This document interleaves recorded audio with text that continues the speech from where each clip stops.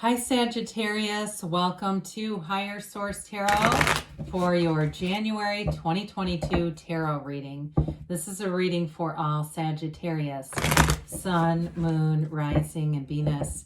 Thank you to all of you for your support. I think of you every day and send you love and positive energy and appreciation.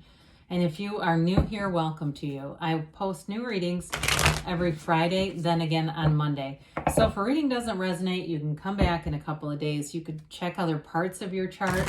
Or, on Fridays, I always do a general reading. Mondays is a different style every week. So today's reading will be a more detailed Celtic Cross style reading, but I do a love reading. And then I also did a year of predictions for 2022. So and that one was fun. So if you like tarot and you like the channel, I'd love to invite you to subscribe to Higher Source Tarot.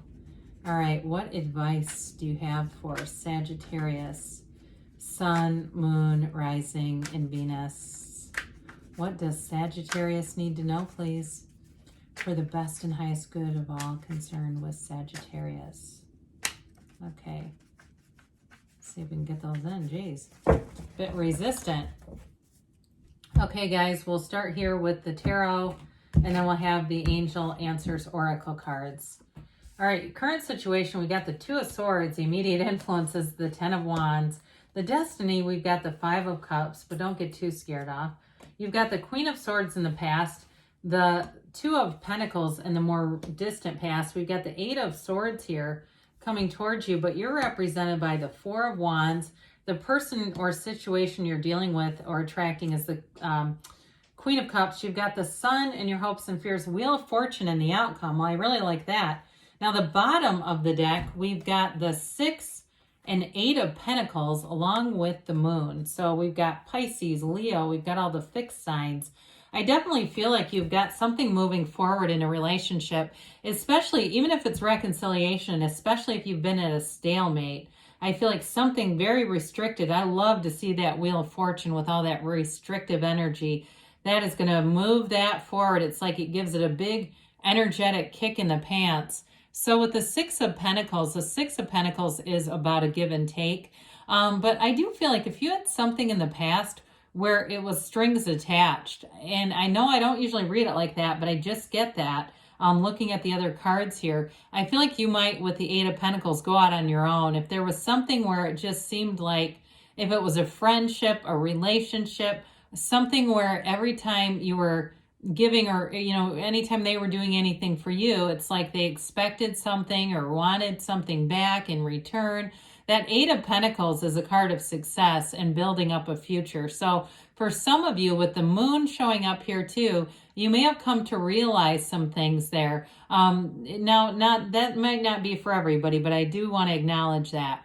For others of you, the Six of Pentacles generally is a very harmonious card, and it is about giving and receiving. So you may have in this new cycle somebody who comes in who is very helpful and isn't looking at it for anything in return. But I still feel like with that Eight of Pentacles, you've got a great focus, a great, in terms of building a career, building a home, anything that you're looking at getting, like maybe you've got an open tab on your computer that you keep with a car you built, and you look back and forth at that car, and it's not longing, okay? It's knowing that you're going to have it. So with the Moon, set your intentions. The Moon brings in the ability to manifest.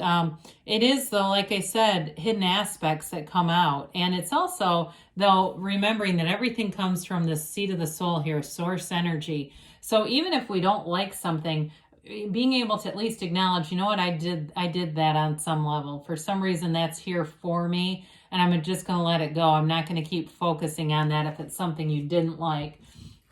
So Two of Swords, Ten of Wands, eek. Two of Swords, twos are all about partnerships.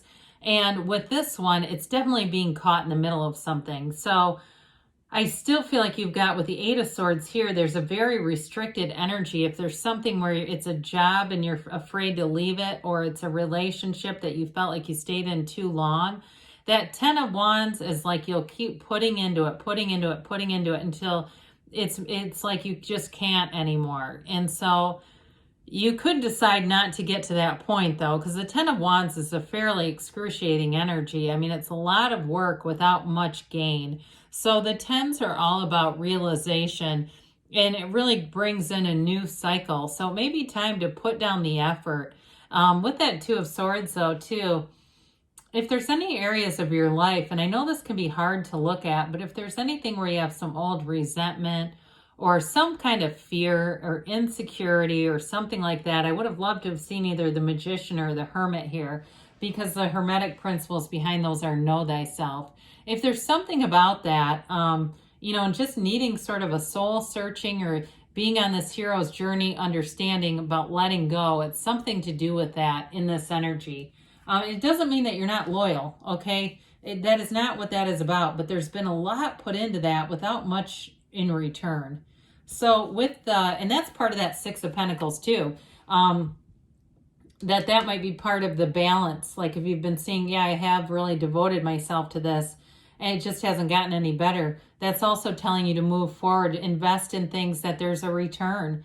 So the Five of Cups is an energy of, you know, there's activity and sort of this mediation. It's mind over matter. And so with this, the focus is, though, on the loss. All right. We're always looking to focus at either the gains or the solution. And the solution's right behind her. There's a bridge right there. She could go home. And so it really is, I think of this as sometimes in my day-to-day life or job, I'll say, are we done admiring the problem? Is it time to look for the solution now? And so with this, it's really up to you in your life school here, this journey as you take it on this physical plane. How long are you going to stay there when disappointment happens? And some of you may have a real facility for just snapping back and saying, I might look, but I don't stare. And that's really what we want to do with that, because we don't want to keep attracting situations that create that throughout your life. I feel like you've already had enough of those. So with the Queen of Swords, she really is an energy of cutting things clean, of being very straightforward, very direct on something. It's an energy, though, of great intellect, okay? Of course, it's air energy, Gemini, Libra, Aquarius, but she's known pain. This is also the Widow of the Tarot, too, by the way. So if it's not like a loss in that way, it can still feel like a big loss happened somewhere along the way here. But I do see the recovery coming. It's always hard to talk about these first few cards. The good news is they're coming behind you. So with the Queen of Swords, she is nobility too. This is money. So any decisions you made that might have been, or maybe it was made for you, if it was a job or something that you put a lot into and you know that you have to move forward from it, this will bring you into more, though. It's really that energy of building up money, building up wealth. She does not go without anything. All right. So with the Two of Pentacles, again, you've got another decision here having to do with partnerships, but this one, you've got that gigantic infinity symbol. Look at the scale of that. That's important because the way that he happily, gingerly bounces those pentacles about, the decision's going to bring in an increase. If it's a decision to leave a relationship too, though, you've got true love here. You've got real love here. So I do feel like you're going to have a whirlwind of events, though, with that Wheel of Fortune with this, because this is a very busy energy. So if you're dealing with a Gemini too, I get them here with this as well, even though it's a Earth energy. It's sort of that busyness that Gemini tends to attract and create wherever they go. So I do feel like you have some decisions here, but they're going to bring in more money, more stability. And like I said, if it's a relationship, there's real love here. So don't be afraid to let go. It's that great paradox. We let go to receive. The Eight of Swords, you may have a lot of people around you trying to influence you on some kind of a decision here. And so you may find Four of Swords energy would do you a bit of good, kind of detaching, or even the Hermit. The Hermit keeps coming back around here. Getting away from society but not humanity is what that represents. This is an energy of being very restricted. She has choices. She could move forward, but that water in front of her represents guilt. And so there's sort of this guilty feeling about moving forward. And you maybe too, if you feel like you spent too much time on something, it may be just you, and it's time to turn off that ass kicking machine, because you know what? We all do that. You know, we think things are going to be different. We see the potential. We put into it as much as we can, right? And it doesn't change, and that's okay. Sometimes that happens. And so with this, it's time to move and be free of this energy, because you got a lot of nice aspects coming here. I mean, with this Four of Wands represents you with the Sun and the Wheel of Fortune. You've got big, beautiful changes here. I mean, this is kind of a whirlwind of energy, but it brings in love, it brings in harmony, synergy, and it's true joy. This is true joy, and it may seem unexpected, okay? But with the Four of Wands, you're definitely manifesting. The Four of Wands is a card of synchronicities. We always say it's the 1111 card. But the universe communicates with you through dozens of ways, dozens of signs, whether it's phrases you hear or, you know, certain songs that get caught in your head and you really listen to the lyrics. I had that song, Still Standing by Elton John. All of a sudden it came into my mind. Then I was at work and somebody was playing it at work. Then I went into my daughter's room and she was playing it. It was just the strangest thing. I thought I really need to sit down and understand, what does that mean? But with that, it's that kind of stuff. Now, this card depicts them leaving a walled off, enclosed city. Okay, the stagnant energy of that Two of Swords, Eight of Swords, into freedom, into celebration.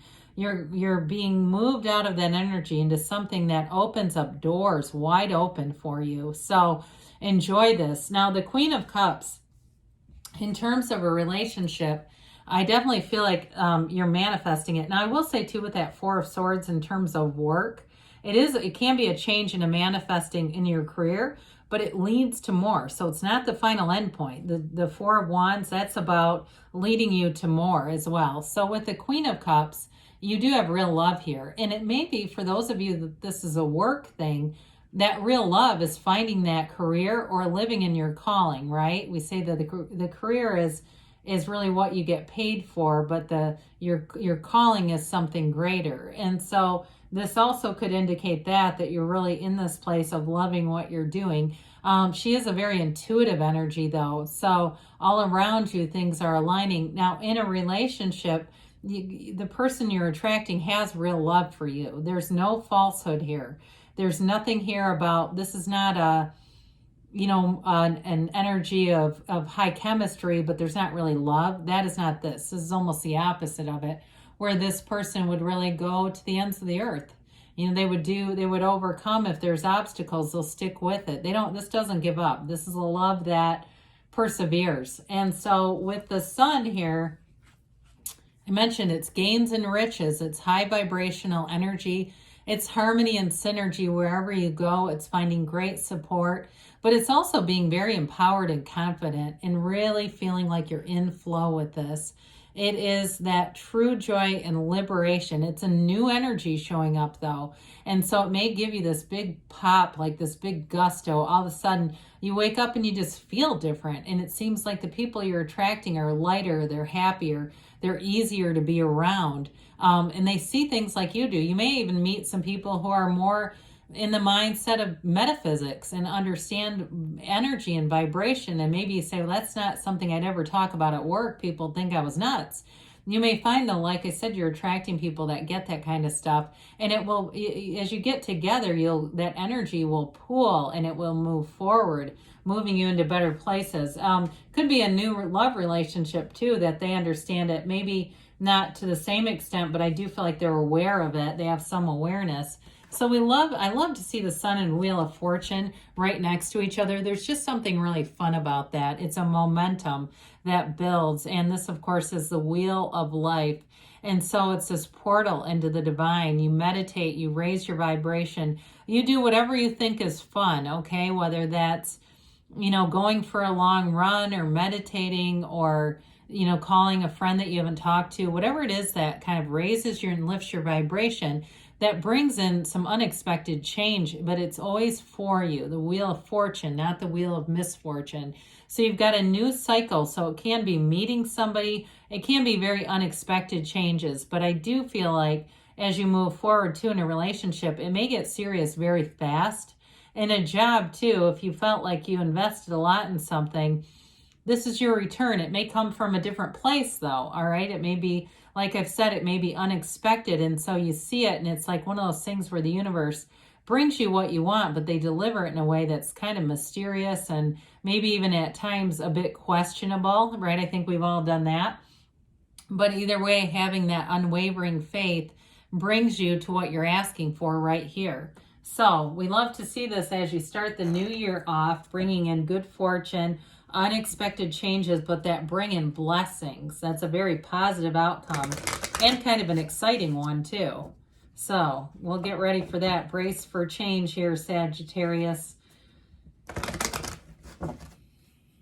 And, oh my God. Well, you know what we're going to do?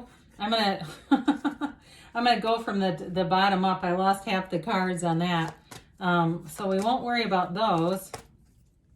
And I'll just take the top three since it was right side up. The situation will improve. Hopefully my shuffling too. That was really crazy. I love that with this reading because that's exactly what it did. There was kind of a build in the reading. Listen to your intuition. We did say that with the Queen of Cups. The golden opportunity. Have not seen that card in a long time. All right, they say a year from now. So with this, it doesn't mean that nothing's happening. It's more like in a year from now, you won't believe where you're standing. And you've got don't stop. Keep going forward, Sagittarius. Good things are on the way for you. I love you, and I'll be back again soon.